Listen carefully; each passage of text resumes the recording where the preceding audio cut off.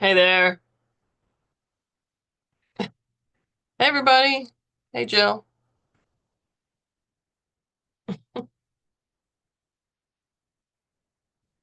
I can't hear you. There I go.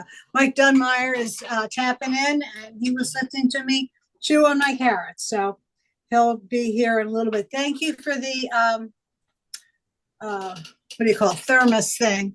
Yeah, yeah, of course. You had that big orange one as well. Is that bigger?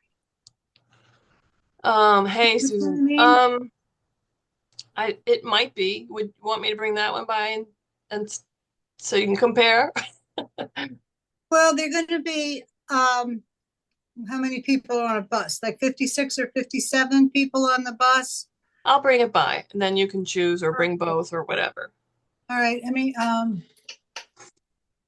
dare I trust you to put out again, and I'll run by your way. I'm writing myself a note right now. Um, Oh, jeez. I am going to be over your way though on Wednesday, so if you want me to, Okay, I cool. think. All right, that is, and I'm using my green drinks glass, wherever it is. It says here, maybe it's, where'd it go? It disappears. When you have water in it, it disappears. I need to set us up so people can order them. Yeah, I can't see the, I'll run get the coffee cup in a little bit. Maybe it's not. Maybe it's just a plain glass. It, I don't, I'll drink all the water, and by the time, it can't possibly. Look at this. It's the Is that disappearing. is that water, Jill? That's not water. This is water. Absolutely. Really? Do you have your green drinks glass? No, you and I are the only ones that have them so far. I know. Well, we have to order. Maybe I can feel it on here. How are you, Yeah, Susan? How vacation? I had a staycation, which, Oh, is just I don't come to the office, but I still work, and then I do house chores that I haven't been able to do because I've been working so hard. It really, you know, it was not that fun. oh, it was not the issue. I just know. I just know that you are literally loved and respected by everybody throughout Delaware. You're the administrator of the Climate and Sustainability section of the Division of Climate, Coastal, and Energy in the Delaware Department of Natural Resources and Environmental Control. And you direct programs that adapt climate change mitigation, greenhouse gas emissions, and promote sustainable development policies throughout the state. That's Drum good. roll, drum roll, drum roll. Um, Don't build it up too much here. yeah, yeah, yeah. Where everybody's gonna, Well, do an evaluation of your talk when you're done. it's okay. I've been around so long. I'm now retirement eligible. So, go ahead, write me up. Go ahead, report me, Pam and Sam. Go ahead. Um, I'm well, drafting the email right now. and so thank you, Jill, for that. I'm not sure that I'm loved and respected by everyone in the state, Well, on but this call, on this call. but I have been at this for quite some time. I have worked in the Department of Natural Resources since I was a baby. I started before we even had email. And I know, like, we barely had email when I started. And when we had a meeting, I had to write letters and mail them with a stamp. Things happen much quicker these days, as we all know. But being in the department for that long gives me I think a unique perspective and lens on a lot of these issues. And I've been around for quite some time. I found myself in 2008 having a conversation with my boss where he sat down and said, "Hey, would you like to be in charge of our sea level rise initiative?" And my answer was no. No, I do not want to do that. No, that's hard and controversial, and they'll eat me alive. And yeah, I did it anyway. And so since 2008, I have been um, convening people and having these difficult conversations about climate change and its impacts on the state. I graduated from being just Susie Sea level in the aughts and early 2012-ish areas to also now having a role in reducing our emissions and addressing addressing more of the climate crisis. And so I've got some slides. You've got some drinks, right? And so you are giving up your evening. So I have some slides to run through, but I'd like to make it fun to some degree and sort of answer your questions along the way. And if we don't get through all the slides, that's fine. And if we want to like iterate around, that's fine. But what I want to do tonight is give you a general overview of like what's happening in Delaware, what's happening with climate change impacts, how is climate change impacting us here in Delaware specifically, where our emissions are coming from and how important it is to reduce those emissions as quickly as possible, and then talk to you about the development of our 2025 climate action plan, and then answer your questions along the way. So it is Monday. So let's see, can I share my screen? Do I have sharing capacity? You might have to make me a co-host. No, I did already. You should have it. No, I got it. There's a green button that says share that I absolutely like couldn't find on my own here. Here we go. Screen 2, I'm going to share it. And you should be seeing the slides. Does everybody see a slide? Raise your drink up and let me know. Yeah, okay. Great, excellent. Okay, let's move that forward. Nope, come on. Oh dear, come on. We can do this. There we go. So the section I lead in the Department of Natural Resources and Environmental Controls Division of Climate, Coastal, and Energy is the Climate and Sustainability section. Here in the Climate and Sustainability section, our mission is to respond to climate change, both by spurring the reduction of emissions that cause climate change and also by preparing us for the changes that climate change is bringing. We do that through a variety of programs. You already heard me talking about TEDI earlier, and that's one of the many programs that we run to help make this change. So I want to talk about climate impacts in Delaware, emission sources in Delaware, and our plan, and then take your very difficult questions, I'm sure. So let's just start with how Delaware's climate is changing. You guys are pretty savvy, so I'm not going to waste a lot of time here, right? The Earth is warming. It's us. It's primarily the burning of fossil fuels that are accumulating in our atmosphere and causing our planet to warm. That planetary warming is having all kinds of impacts down here on the surface of the planet. But the point here is that it's us. We are causing the changes that the planet is experiencing, and therefore, it is uniquely our responsibility and our opportunity to change that. I'm going to talk a little bit about our emissions, but Delaware has reduced its greenhouse gas emissions 30% since 2005. We have a new state law that was passed in 2023, which sets emission-wide targets. And I'm sure I have a slide on that coming up. But the targets are 50% by 2030 and net zero by 2050. So we have an all set from this 2005 baseline where, oh, you can't see me pointing, where those red marks are. It takes a long time to get the data. So 2020 is the last year we have data from. I'm aware it's 2025. We're catching up. The data does come through EPA. We'll see if that data continues to come in the future.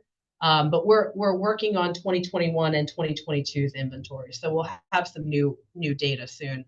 2020 was an odd year. We all know we didn't drive as much as we didn't go places, but emissions didn't actually reduce all that much in 2020 because we were all door dashing and ordering things off Wayfair during that time. So emissions didn't really come down a lot, although they did in 2020.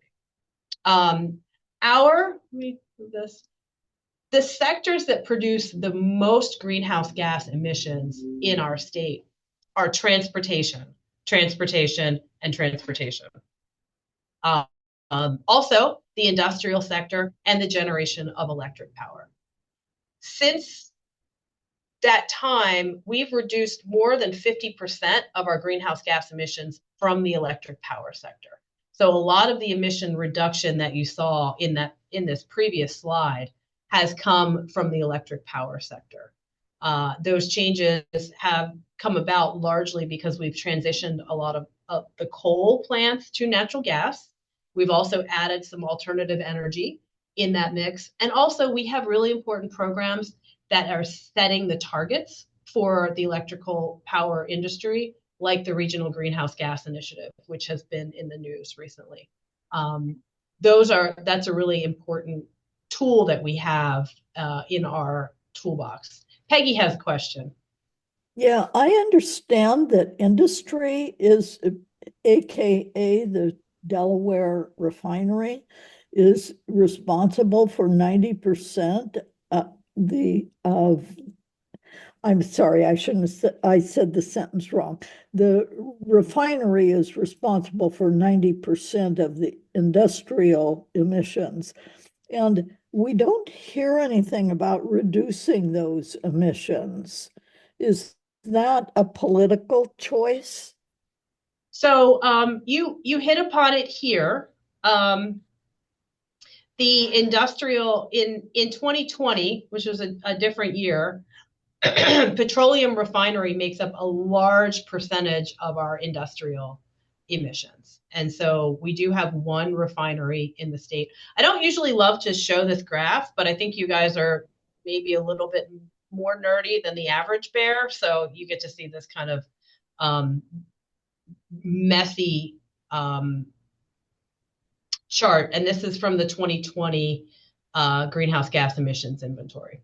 But yes, and it depends on the year and what else is going on in the industrial sector. But a large proportion of the emissions in the industrial sector do come from one plant, and that is the refinery. The difficulty with that is that the refinery, as I understand it, has done a lot to reduce their energy intensity and decrease their emissions of all kinds, but there's a limited amount that can happen there.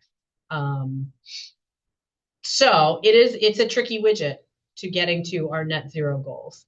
Hold on a second. So transportation, industry, and electric power generation are our three top tier. You will notice, and I'll go back to this ugly chart. The building sector is also represented here. When we look at the building sector, we look at the energy that it uses from combusting fossil fuels. And so that's our natural gas and oil or propane that's heating our homes or that we're cooking with. And then, agriculture is a very small component of our emissions in the state of Delaware. Unlike, because we don't really have that many cows, right? Most of the cows we have, there's an ice cream manufacturer, an ice cream stand right next to them. So we don't have a lot of cows the same way that others do. And chickens, we have, I think, 400 times more chickens than people in the state every year. They don't have the same emissions that other animals do. They have chicken litter, which is a different problem altogether, but it's not a greenhouse gas emission problem. So this is all to say there are primary point sources of greenhouse gas emissions, and there are a lot of sources, like each one of us individually, heating and cooling our homes or driving our cars and using electricity. There's lots of things we can do to reduce those emissions, and I'll get to those soon. So in Delaware, the impact of a warming planet that we are contributing to in all of those ways are three primary things. There's a lot of other things, but when we talk about the impacts in Delaware, we're talking about increasing temperatures, longer growing season, sea level rise, and more frequent and intense storms, perhaps like the one we're going to get later on tonight as I'm driving home. Hopefully it'll hold off until I get back.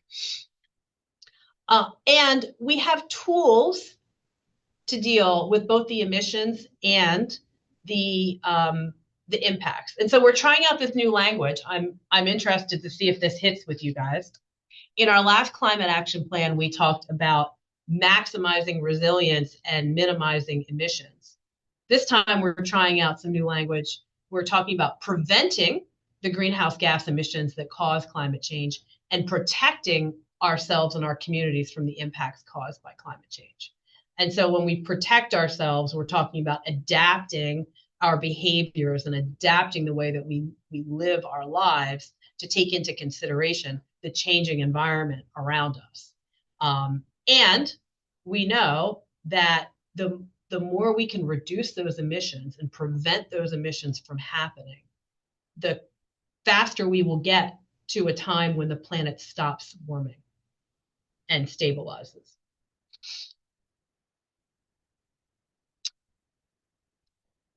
So we talked about increasing temperatures. I used to show like some really ugly graphs. We're trying out some like more human-friendly graphics here. Love to know if these are actually human-friendly. So here, Delaware is going to continue to get warmer. We have already warmed 3 degrees Fahrenheit since the turn of, not the 2000s, since the 1900. And that has had an impact of warming our winters, reducing the amount of snow we experience, increasing our growing season, and shifting some of the times that we use electricity or natural gas or oil to heat and cool our homes. So a baby born today, by the end of their lifespan, they could experience between a 5 degree and a 10 degree Fahrenheit increase in the average temperature in the state. And that will exhibit itself in a lot of different ways. Our climate here in Delaware by end of century could feel more like South Carolina, Georgia sort of temperature. And the low range is if we do a good job of reducing emissions very quickly, getting close to that net zero by 2050 globally. And the higher range is if we continue to burn fossil fuels the way that we have without really making meaningful changes there. So how that will exhibit itself is today, we average 2 days a year, if that, over 100 degrees Fahrenheit. In the future, by mid-century, we could be looking at 4 to 8 days. Like, okay, I can, I got air conditioning. I can do 4 days. By the end of century, we could be looking at 9 to 10 days if we do a really good job of reducing emissions, or up to 30 days if we are not successful in reducing emissions globally.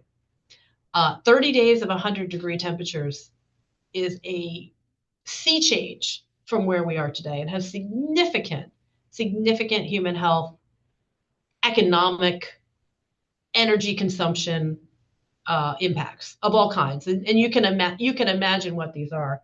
But also, it's not just those very hot days. We're looking at changes in humidity, and our state climatologist is going to help us in next year kind of figure out what the humidity might look like. Peggy, are you eating an ice cream while I'm showing you a slide with ice cream on it? That's perfect. Absolutely perfect. So you can imagine the health impacts that come from this, particularly in vulnerable communities that may not have access to air conditioning, or outdoor workers who don't have access to air conditioning, and how this could change our energy burden in the summer. In addition to the heat, Delaware is going to get wetter than it already is. Again, extreme rainfall may be experienced tonight. We are experiencing more days with intense rainfall than we used to. And we expect that that is going to continue over time as the planet warms. Annual precipitation in the state has trended upwards for an increase of around 3 to 4 inches annually. Okay, that's fine. But the impacts are really when when the rainfall comes in very, very heavy bursts. So the climate projections, that the models that we use to sort of look at what the future might look like, are a little messy in the precipitation area, because Delaware's historic baseline is kind of problematic. It's like really wet one year and really dry one year and really wet one year and really dry the next year. So the data is a little messy, but we do expect our precipitation to increase by about 10% by the end of the century, and that we're going to have more and more days of very heavy rainfall of an inch or more. And we're already experiencing that in the Northeast. Heavy precipitation events have increased by 55%. And this is data from Climate Central, which is a great resource for data like this. And in the Northeast, that is the largest increase of any other place in the country, because some places are getting drier as we're getting wetter. And sea level rise. We've been talking about sea level rise here in the state for a very, very, very, very long time. Sea levels have already risen in the state by 16 inches since 1900. 16 inches since 1900. These changes are already impacting us, and people see it. There's sunny day flooding, there's road inundation, people check tide charts before they drive certain places. We're looking at doing events in Lewis, and I was like, can you please check the tide chart and see if it's new or full moon, because I'm not going to do it on a day where the tide's going to be higher. But by end of century, we could be looking at anywhere between 2 to 5 feet of additional sea level rise. That has tremendous implications in a state that is extremely low lying. At that highest level, by end of century, 11% of our landmass will be underwater at high tide. 11% of our state will be underwater at high tide. And all of these impacts combine, right? Sea level rise combined with heavy rainfall events can really pinch communities from both sides. And particularly communities that have combined sewer overflow sewer systems, or communities like Milton comes to mind, on a tidal river, whose downtown is very, very adjacent to water bodies. When there's very heavy rainfall and there's tidal surge, that water has nowhere to go except into downtown areas. So this is a big concern for us as we have more extreme weather and we have higher and higher tides. And I can send you guys these slides as well. I saw some people like taking pictures of them. I can get these out to you. I already did this one. 11% of, let me say it again, 11% of Delaware's landmass is below 5 feet of elevation and at risk of permanent elevation by end of century. All 3 counties are at risk, and 34 of our 57 municipalities have some impact. Most of our municipalities were built along waterways because historically that's how we got goods and services and people back and forth in a state like this. And so many of those small towns are extremely, extremely vulnerable to tidal flooding. We have lots of mapping tools that can show you where this is. So in this slide here at the top is our friends in Lewis, Delaware. The green is land below 3 feet elevation, and the orange is below 5 feet. So at the end of century, this is the area that could be below high tide, below the high tide line. And it's not just Sussex County. The graph below here, the map below, is Delaware City in Newcastle County. Same thing. The green is 3 feet of sea level rise, and the orange is 5 feet of sea level rise. So all of this land is below 5 feet of elevation and at significant risk of permanent inundation and most certainly increased high tide days. We also, as many of you, if you live anywhere near a tidal body of water, may have observed, there's road flooding, or the tides are higher than they used to be. The observed trend here from the National Ocean Service defined threshold, they set a flood advisory level. And this chart shows since the 1950s how many days a year you get the high tide flooding level. And you can quite starkly see that after the 1990s, we start seeing an exponential taking off of days that are above these the threshold for flooding. 50 days in 2020, I think that's 2023 or 2024, could be wrong. So the days where we are seeing high tide flooding on a sunny day is increasing, which in the future, based upon some of the projected sea level rise, we're going to continue to see this. And even at lower sea level rise, by mid-century, we can be looking at 150 days where we're going to exceed that nuisance flooding threshold. And so for communities like Lewis, Dewey Beach, Frederica, Bowers, Little Creek, and others, this is going to have profound impacts for their communities, even at lower levels of sea level rise. So this is all very depressing. Please have a drink.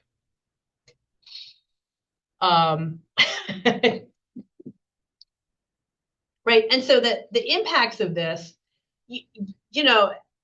are endless. The cost of flood insurance and home insurance are going to go up. The cost of car insurance is going up because of how many cars have gotten burned from wildfires and or flooded by hurricanes and other tidal. We're going to have loss of beaches, parks. There's certainly, I'm having it right now, climate anxiety and doomism. Events are going to be canceled for a variety of reasons: heat, flooding, travel disruptions, difficulty getting supplies, supply chain issues, increasing costs of food, loss of tax revenue, which could mean increases in taxes for everybody else. You can follow the chain, and this is happening globally, right? So each location in the world is going to be experiencing climate changes differently. We are an interconnected web and a society. We're all dependent upon each other, and disruptions in one area of the world can have global consequences in other. So what are we doing about all this? Well, the state of Delaware is still in, and we can help lead the nation and show the world that the United States is still very concerned about climate change, and we are still working on it. We are now working on updating our climate action plan, which was first published in 2021. The 2021 plan had a series of strategies and actions that pointed out the ways that we could prevent the future climate change by reducing those emissions, and how we could protect ourselves from those impacts. I mentioned we now have statewide emission goals from our Climate Change Solutions Act passed in 2023. Thanks to all of you who are involved in helping to make that happen. 50% by 2030 and 100% or net zero by 2050 are our goals.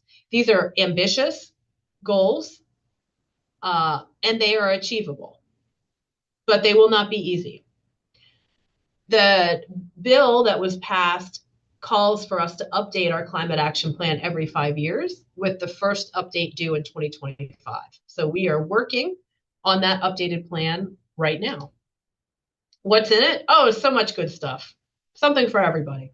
We're talking about renewable, because it's everything, right? So climate change affects everything. Everybody contributes to climate change, and it's everybody's job to help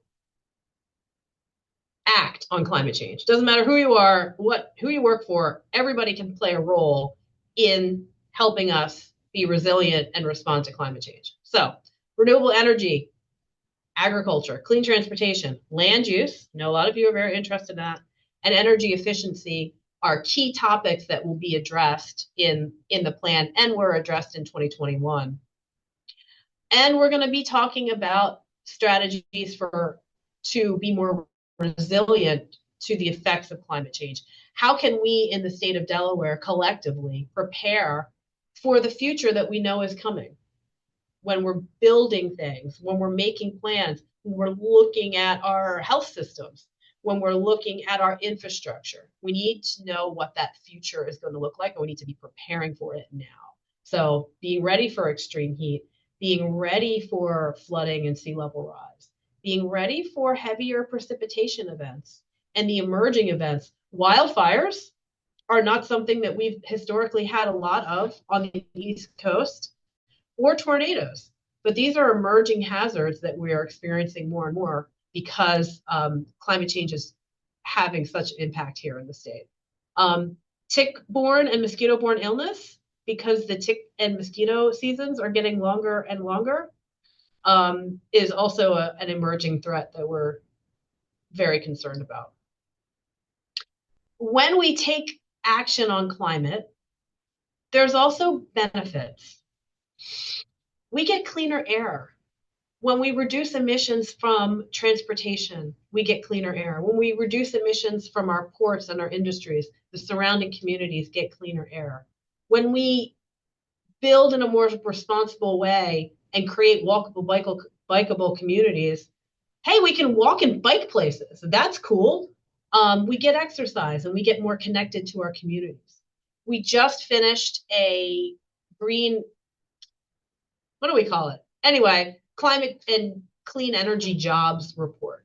There's a lot of good paying green jobs that are going to result as we do what we need to do to combat climate change. We can build better, more energy efficient houses. We can have trees and habitat. So when we act on climate, we're also acting to improve communities and improve public health. You guys all know this. We were talking about all of this. Individuals can play a role. You're playing a role right now by being here, drinking a beer and listening to this conversation. You can play a role by simply talking to somebody else about what you learned tonight. You can also play a role by coming out and talking to us and sharing your voice in the Climate Action Plan. We had 3 public workshops this fall, and we have been out and about at festivals and Open Streets Wilmington events and Newark Community Days with our Climate Change Living Room, where we just sit down with folks, give them some chips and talk to them about whatever they want to talk about as far as climate change and resiliency go. We've only been yelled at a couple times. Most people are really eager to sit and engage and just tell us about their lived experiences. There will be more public workshops coming up this spring, summer. Stay tuned for dates. And we'll be asking you for feedback about specific strategies. So that's a really good time to really dig in and tell us what you think about specific strategies for both addressing the impacts of climate change and also reducing our emissions and meeting those ambitious but achievable goals. There's also all kinds of other stuff going on. If only we were just writing a plan. The climate and energy workforce assessment has been complete and will be online soon. And that showcases showcases the opportunity for climate and energy workforce careers, and also highlights a series of recommendations for the state to take to help bolster those career opportunities for people. As per the Climate Change Solutions Act, we also have convened the climate technical advisors. The climate technical advisors are looking at and will be issuing updated climate change scenarios for sea level rise, increasing temperatures, and precipitation. This will happen June, July, August time period. We're meeting with the climate technical advisors, now, and looking at the new data and the models and coming out with some new improved projections for the future. They won't be much different than what I've presented to you tonight. They'll be a little bit more refined, but the information that you heard tonight is still pretty well on target, and the right direction for what we should be anticipating in the future. And we also recently completed a statewide climate attitudes and perception survey. I love this because my husband is a social scientist.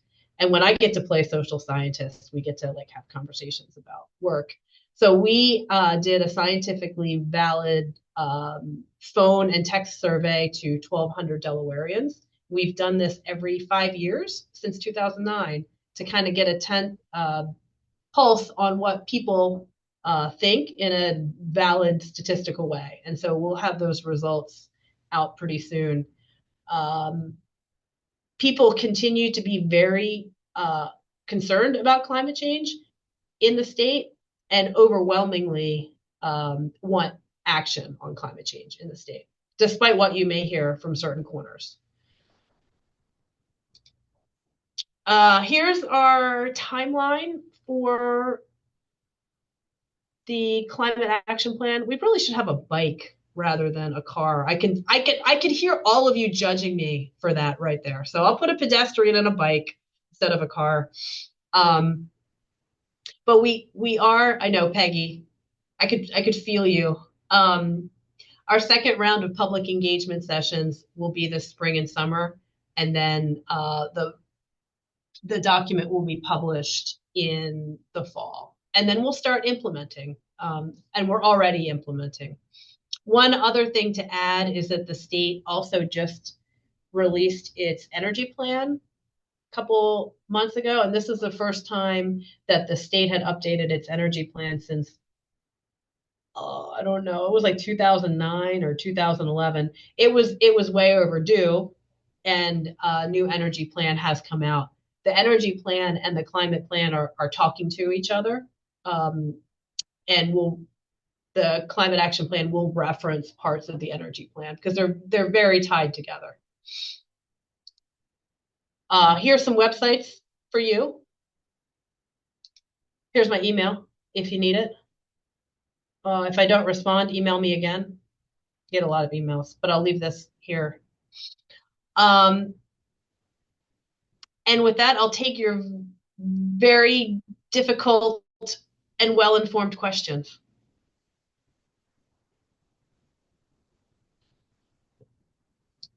Wait, I'm going to stop sharing so I can see everything. I'm looking at the chat. Michael Walden is asking, what's the baseline year to measure 50%? 2005. 2005? Yep. Okay. And Peggy, you want to go ahead and ask your question? Yeah. I just wonder what's going to happen with all the homes that will be lost, even under the more conservative scenario. I think some will be lost. I asked one of the opponents of climate change, a legislator a couple years ago, if he would apply to the state if his home were lost through sea level rise, and he said, of course. Right. Anyway, what is there a plan for what to do with these homes? No, right? And that is something that we do need to explore, and really community by community. But I can say, many of you know that there has been a retreat on the federal side from these community issues and from emergency management, as far as I can understand, which is going to which, if that stays, is going to be a real sea change from how we have dealt with issues in the past. There is no funding source currently for buying homes out or relocating people. There is funding in the state for beach replenishment, and the Beach Act was passed in 1972 and talked about sea level rise as one of its reasons for needing that fund. That has been very successful in sort of holding back the sea in the ocean areas. But remember, we're not just talking about inundation of oceanfront homes and people or LLCs who may have the ability to just call it a loss and move away, or have insurance. We're talking about homes in pot nets and long neck Of and course, Frederica and Port Penn and Newcastle. And we don't, while it's happening here, it's also going to be happening on the eastern shore of Maryland and New Jersey and Florida. So we don't have a plan right now. The good thing is that we have some time. We have some mechanisms in place now to hold back the sea. A lot of the response, the adaptation response, has really been focused on that, building up the beaches, building walls, building flood walls, building floodgates. Man, I got to see the new surge barrier in New Orleans a few weeks ago. Boy, that was eye-opening. And so that has been the approach. But at some point, community by community, we will need to look at alternate approaches. And some of it will happen, one home by one home. Property values will probably decrease. If you're looking for property and it says steps from the water, take that, heed that as a warning. And so we'll see. I don't know if anybody has looked on Zillow recently, but Zillow has started to have a climate rating. And so it is much more, it's easier to have, be informed about these issues. For every home, they are assigning a flood rating, a wind rating, a fire rating, and like two other things. And so you can look up properties on Zillow and scroll down, and if you're in a flood zone, you get a 10 out of 10 or an 8 out of 10 flood risk. If you're in California, you get a 8 out of 10 fire risk. And so over time, I think people are going to be a little bit more informed about where they're purchasing homes, and we're going to see some changes in home value over time. We, as a state, or as a region or as a country, are going to have to decide, are we going to spend public dollars to buy people out of their homes? Nobody has decided that yet, and that's going to be a conversation that everybody is going to have together over the next probably decade. And if there's not a public buyout or some public help for people, then people will have to go it on their own. But I do want folks to remember that it's not just people on the ocean with $5 million homes that might lose those homes. It's a lot of people who live paycheck to paycheck, who may have inherited their house or who have paid off their house, who may not be holding insurance on their home because they can't afford the flood insurance. And these are the people who are going to be hit the hardest. So this is a public policy conversation that the state needs to have. And I'm hopeful that after we're done with the climate action plan, we can start having some conversations around this, maybe at the community level in a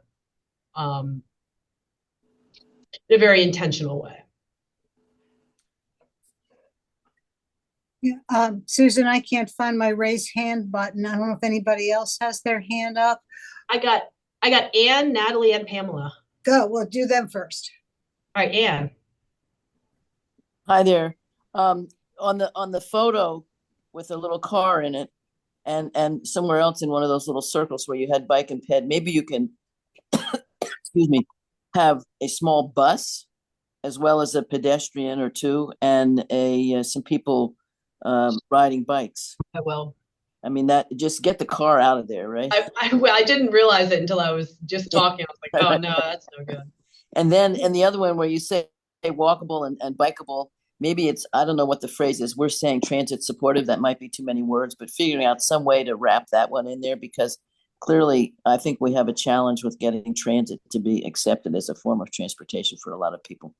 We need a better word, Anne. Transitable, busable. Yeah, I'll work with you on that. Okay. Thank you. Yeah, let's come up with that together. One other quickie, or two other quickies. On the flood mapping of the flood, are the maps good enough that we could make that a required part of the data that counties and municipalities have to use in putting their comp plans together? We're trying to identify all statewide, all the things that need to be considered, so it's consistent up and down the state. Yeah, and, the sea level rise maps are pretty good, right? And the climate bill sort of codifies the scenarios in a way that I think makes them a little bit more meaningful and actionable than they were before. The maps are bathtub models, and so they've always been meant to be a planning guide. The FEMA flood maps are engineered maps, but only to the FEMA flood maps are like looking in the rearview mirror. They do not take into consideration future conditions. So the FEMA maps should be considered, what happened 10 years ago, not what's going to happen 10 years from now. And so the sea level rise maps are a helpful addition. The state strategies already uses the sea level rise maps in looking at their out of play, and they use those sea level rise maps as part of their decision-making process on the state investment levels. Okay, so there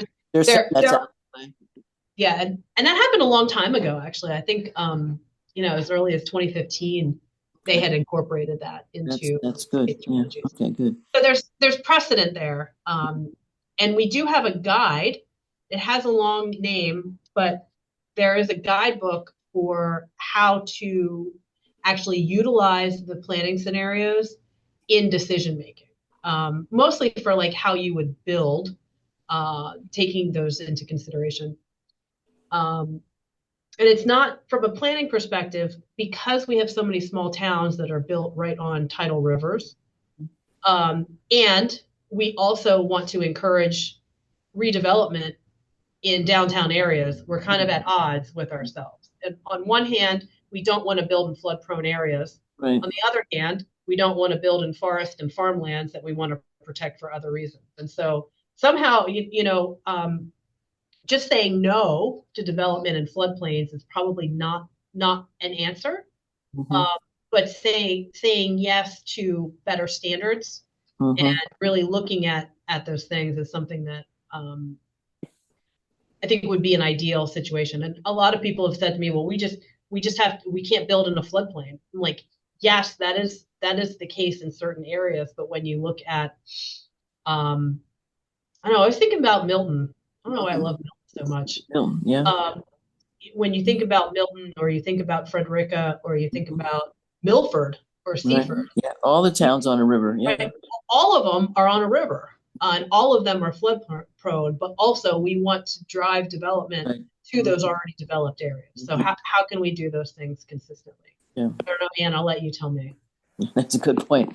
One other question. In the GHG goals, are they broken down by sector? So we out of the total that we need to reduce, we know transportation is the heaviest, but how much do they have to get out because they have more than anybody else? Well, I mean, we have to go down to zero. Right. So we have not. There are not sector goals established. Will there be? No. Not for this in the climate action plan. I think you could eventually get there, but right now we're still trying to get a handle on, what the emissions are and what the possibilities might be. And there's a lot of technologies that are sort of like, maybe we'll have this technology, maybe we won't have this technology. So we're not going to establish sector-based emission reductions. I think it's really too soon to do that. And we could, but it would just be a wild guess, and it wouldn't. Right. Yeah. Okay. No problem. But yes, you're right. And there are sectors that we can. Here's the thing: there are sectors that I think we can advance quickly. Clean transportation is one of them. Delaware took strong action by adopting the Advanced Clean Cars 2 regulations last year, which require that an increasing percentage of cars delivered for sale to the state of Delaware are electric. We couple that with our strong renewable portfolio standards and deployment of wind power offshore, and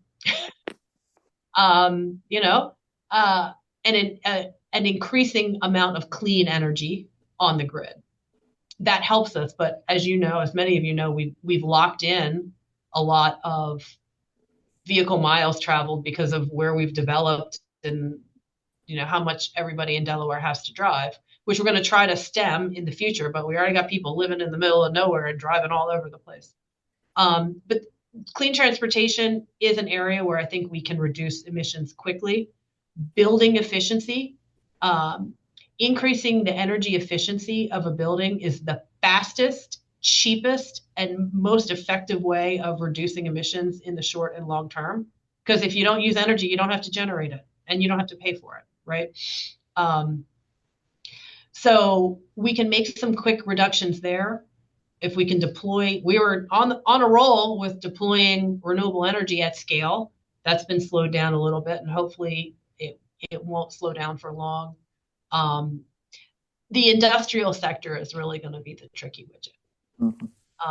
And it is the industrial sector that it's all going to be tricky, but the industrial sector is going to be the most tricky of them all, as we're waiting for maybe new technologies, green hydrogen, modular nuclear plants to do things. There's going to be a lot of transition there, and the goods and services that we produce will likely change over time as well. So we've done good on electricity, on the electricity sector, and I think we can continue to drive those emissions down quickly. Clean transportation is following, and we already have all of the tools that we need for energy efficiency. We just need to do it at scale, and part of that is having the workforce to do it. Right. Good. Okay. I'll leave the land use issue for That's a whole different another time. Natalie. Yeah.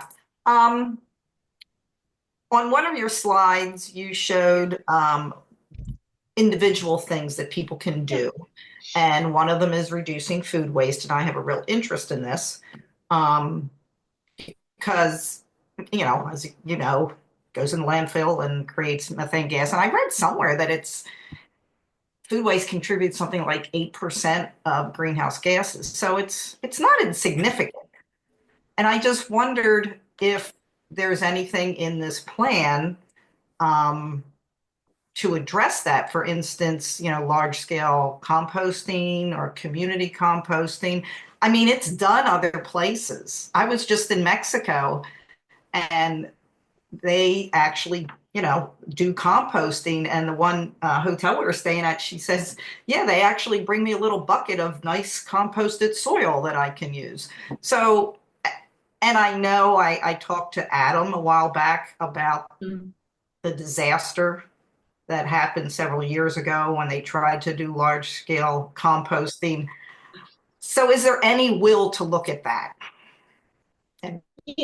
There is, and Dee is, looking at doing some small scale neighborhood composting. I will say that in Delaware, the data shows that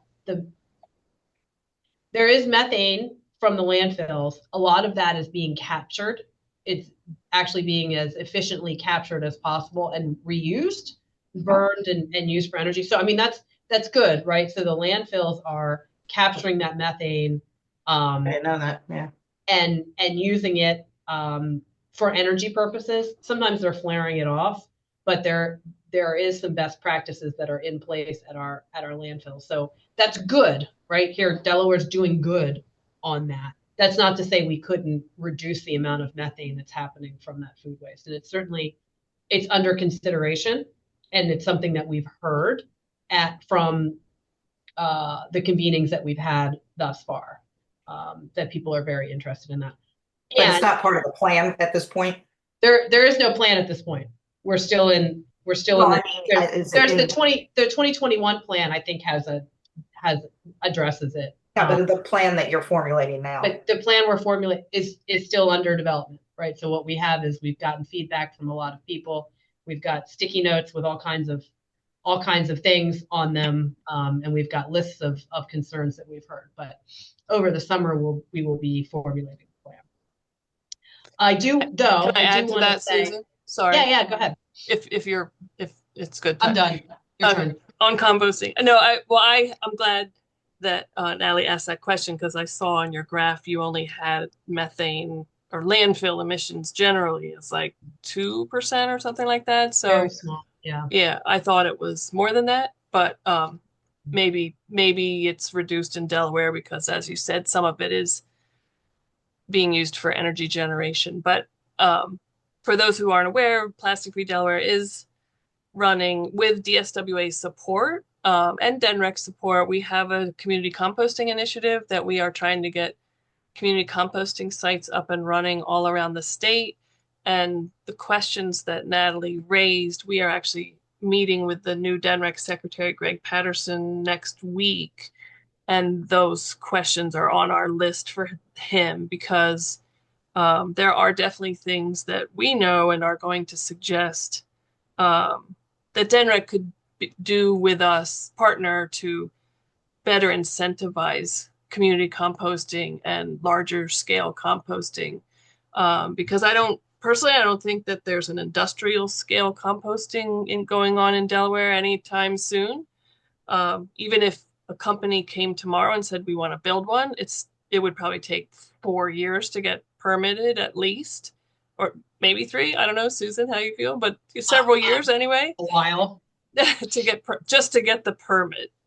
So community composting is definitely the way to go for the near term, and community composting has lots of different scale to it. So there's everything like the site we have behind the Tally Day Library.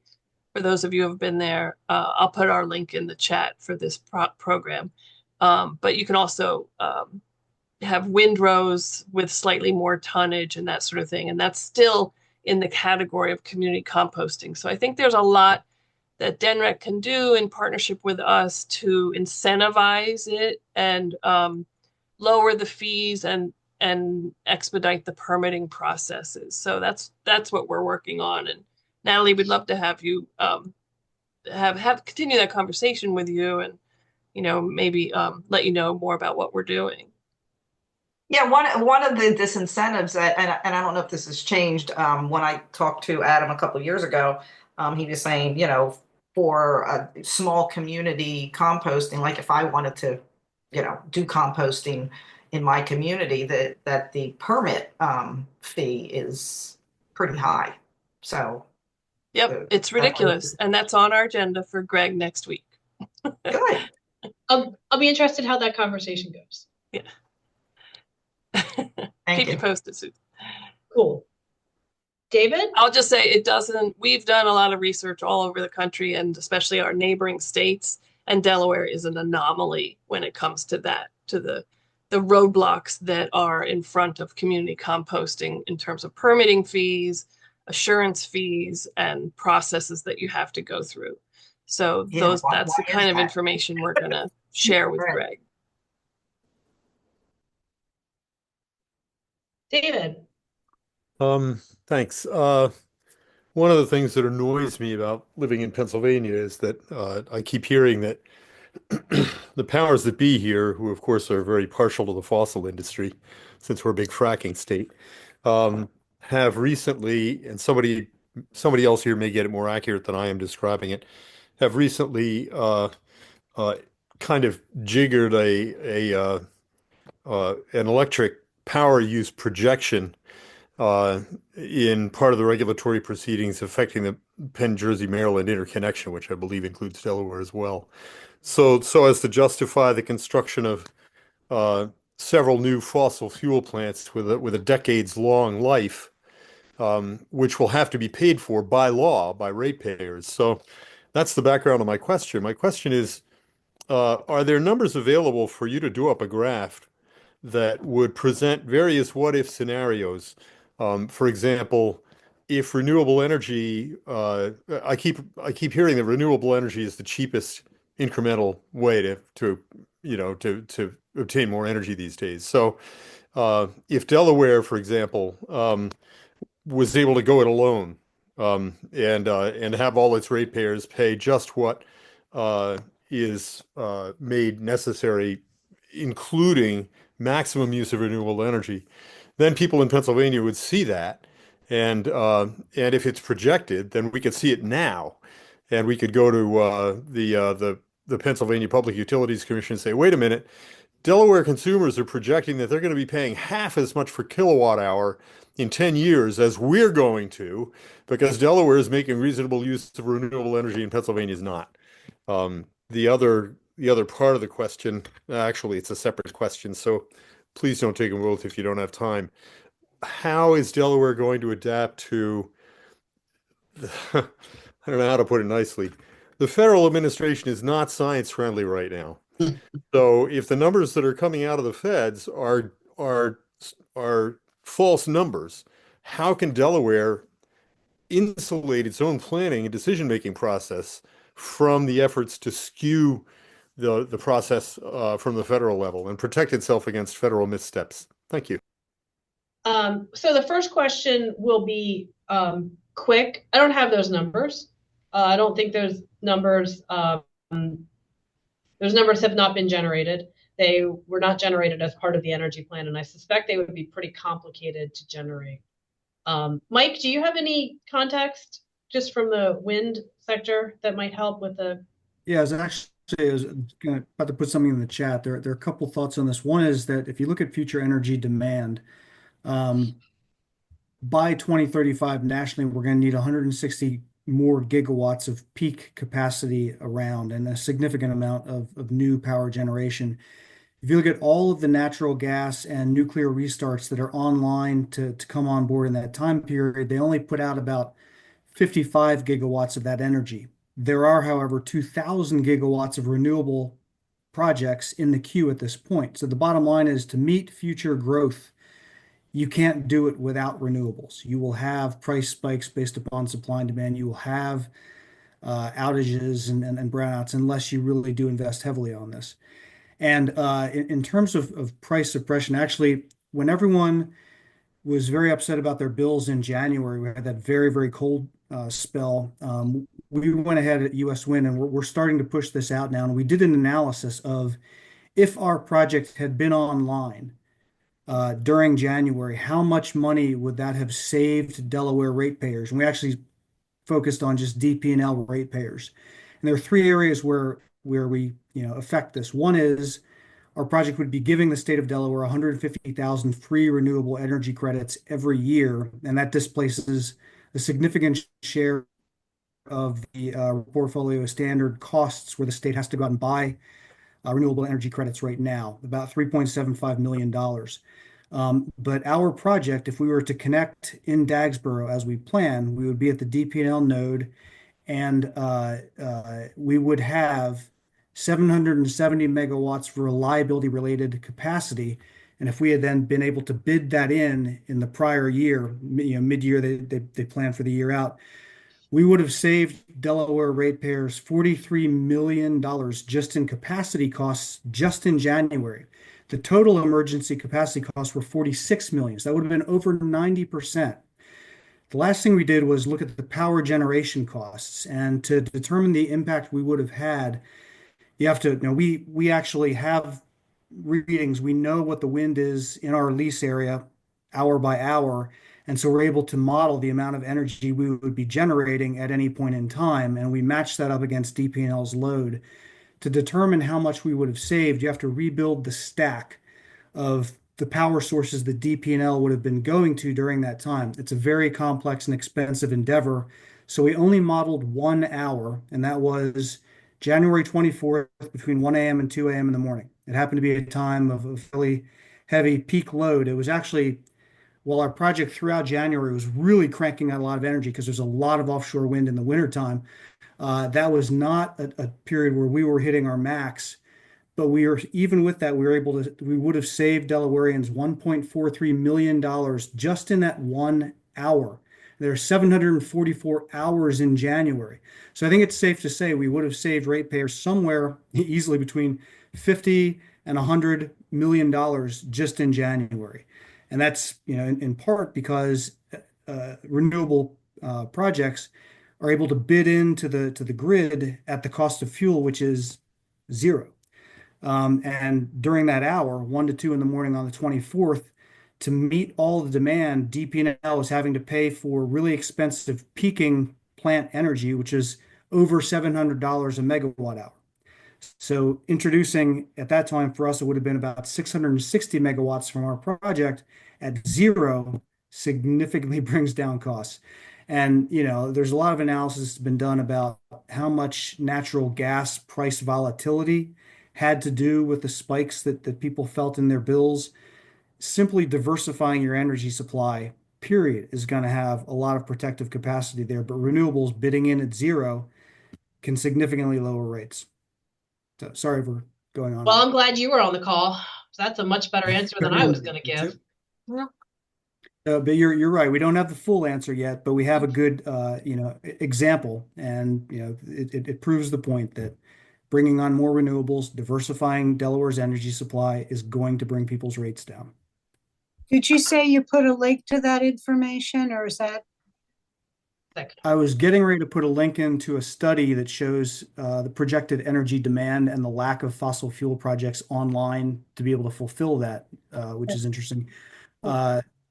As we put out information about this and start to promote it more, I'll let you guys know, Jill, and you can put it out through the emails.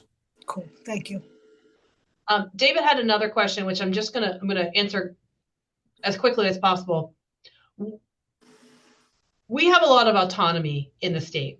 There is definitely a federal retreat from common sense climate change policies, and we are moving forward in coordination with 24 other states who are members of the U.S. Climate Alliance and other regional and state groups.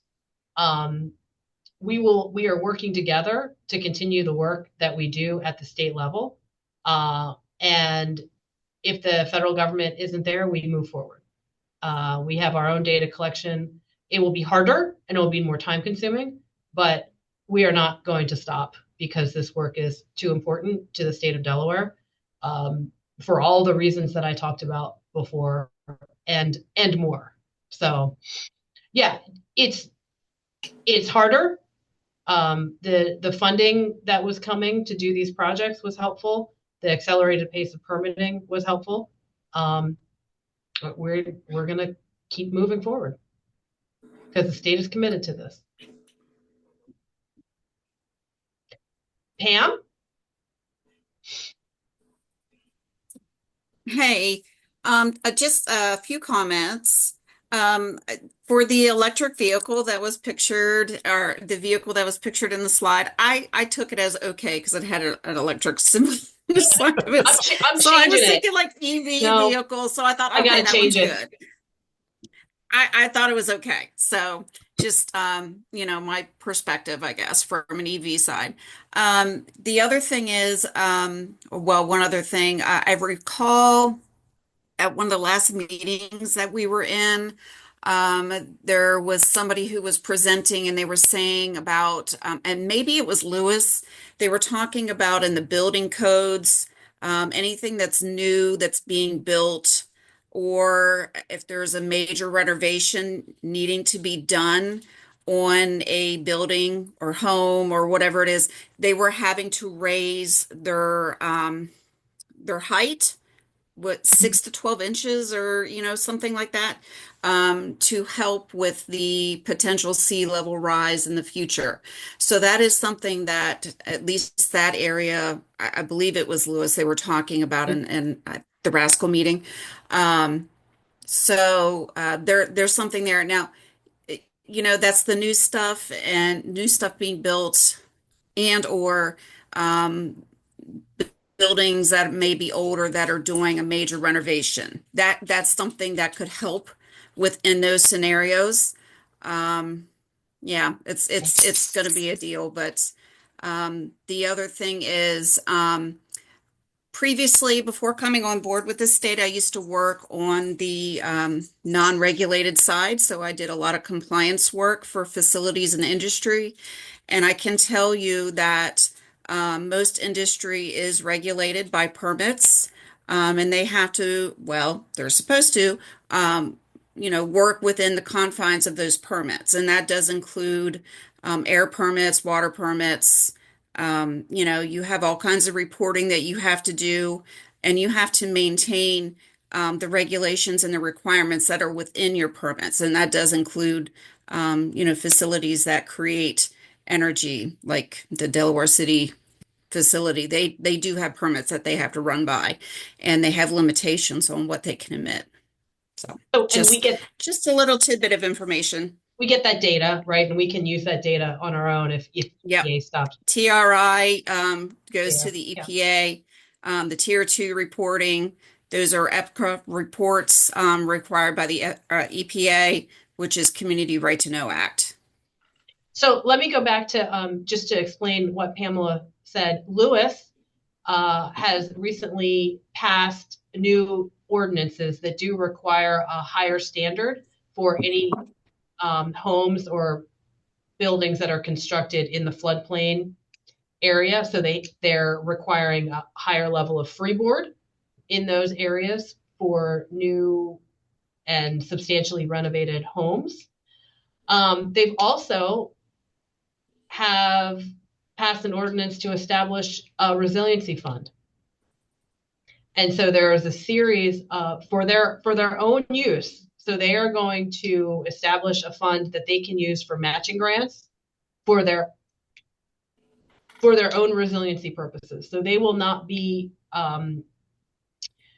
reliant on the state or state matching or federal grants to do projects that they may need to have done. And so they are taking, it took a very, very, very long time for them to get to that point. We've been working, the DENREC and Sea Grant and University of Delaware have been working with Lewis for years and years and years and years on similar things, I think since 2018.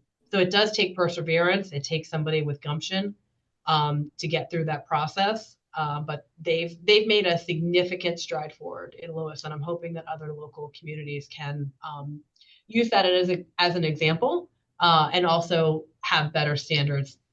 I do want to point out that the Resilient and Sustainable Communities League, or RASCL, of which I am co-chair, does provide a forum for people who help local governments to come together and to accelerate our efforts to help local governments address sustainability and climate issues.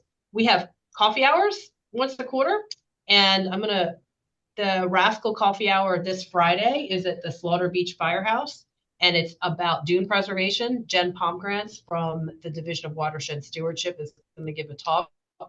And then if the weather's okay, go out and show you some of the dune restoration and dune plantings that have been done at Slaughter Beach. So I don't know if you're around on Friday and want a field trip, check out the RASCL, rascal.org site and look at coffee hours, and you can get all the details there. You don't have to be a local government representative. We do these just for all interested citizens to come and learn. Susan, I want to be respectful of your time. Do you have time for a couple more questions? I'll do 2 more. I do have to go home and sleep so I can come back and do that tomorrow. Yep. Okay. Whoever was next. I think Peggy was next.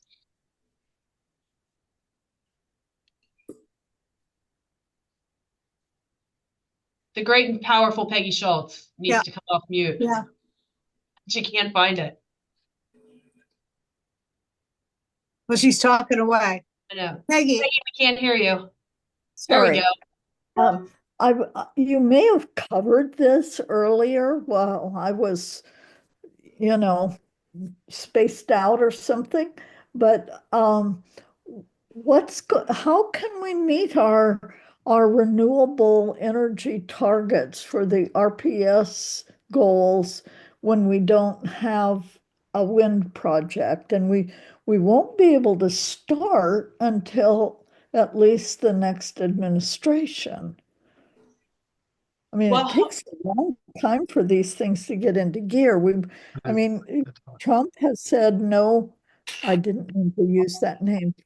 The current administration has said no new permits. So how can we meet our goals by 2030 without wind? Well, I think we're still hopeful that we're going to get it. And I'm going to say that that's a Tom Noyes question. Punt. But I'm also going to share that I don't know if you've heard, we released a new web page called the Delaware Energy Hub that helps support the state energy plan. So I've stuck a link to it in the chat.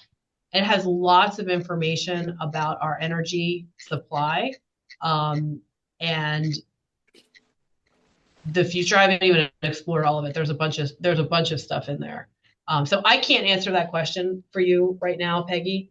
That is definitely an energy office question. But by 2030, it has gotten a lot harder to meet a lot of our goals in the 2030, 2035 timeframe, because the federal policies are creating barriers that we weren't really anticipating. Thank you. Gail and/or Fred? First of all, Susan, thank you. It was excellent. Please do share out your presentation. Mike, if you could put together a one-pager of what you summarized to us, it was excellent and hopeful, and some version of it would be appreciated. Susan, you're putting together a plan right now. Mm-hmm. And so we missed out on your public fora, workshops, whatever. If there's any way to still give input and anything to react to that we could give input, would appreciate that. We're having workshops coming up this spring, summer. How about I ask Jill and Dee to help get word out when they come out? We'll do a press release. There will be one in each county, and you can come in person, or we also put all of the information online so you can look at it and provide feedback that way. Yeah, okay, because typically you have a bunch of posters. We have a bunch of posters. You're collecting reactions to that now, and we missed that event. But if you could get to Jill for the minutes, as it were, the link to where we could review what we missed and maybe have some more input, would appreciate that. So if you go to de.gov/climate plan, I think I am not the best. So many people will tell you that, Peggy. You're pretty good. I am okay. Okay, go home and get some sleep. Thank you. we have a workshop summary, and I was out last week. It was supposed to go up online. If it's not online yet, it will be up there soon. So you can see all of the things that we did, and all of the displays that were out and all of the reactions that we got from people and the comments that we got from people. And so that's up there to review if it's up there. If it's not, it'll be up there this week. And then again, we'll repeat, but with more specific. You know, that is a word I cannot say. More specificness. Specificity. Thank you. Can't say it. I can't say that, and I can't say rear wheel drive either. There, you did it. Fabulous. Thank you. So I'm sorry, that link for your program plans or whatever? DE.gov /climate plan. Yeah, it's in the chat. It's in the chat. Oh, okay. Thank you. It's also in the presentation, which I'll shoot over. Cool. Good. Thanks. That's Susan. Thank you. Thank you. Welcome. Thank you. Thank you. You are a Delaware treasure, if I may say. So thank you for all that you do. So we are going back. Green Drinks is going back to our regular third Monday of the month. So the next one is April 21st. Put that on your calendar. And this will also deal with sea level rise. It's a movie put together by University of Delaware person, Holly Michael. And the film, and she will have several commentators along with her, is called Salted Earth, having to do as the sea level rises and floods your houses and does all that, watery stuff in your backyard and messes up your roads. It also brings salt with it, and how that impacts downstate and upstate Delaware, and how that impacts the people, and how that has impacted our indigenous people along the way. So put that on your calendar. So thank you all for coming. Susan, you get to get wherever you're going before the storm hits, and we'll out of here. So, and thank you all. The recording will be as I send out the green drinks. I can't say that. Notice the recording is on a YouTube under Plastic Free Delaware. Good night, everybody. Thank you again. Good night, everybody. Susan, thank you so much. Bye. Keep hope alive. Thank you. You guys all make me hopeful. Thank you, Susan. Have a great night. Good night.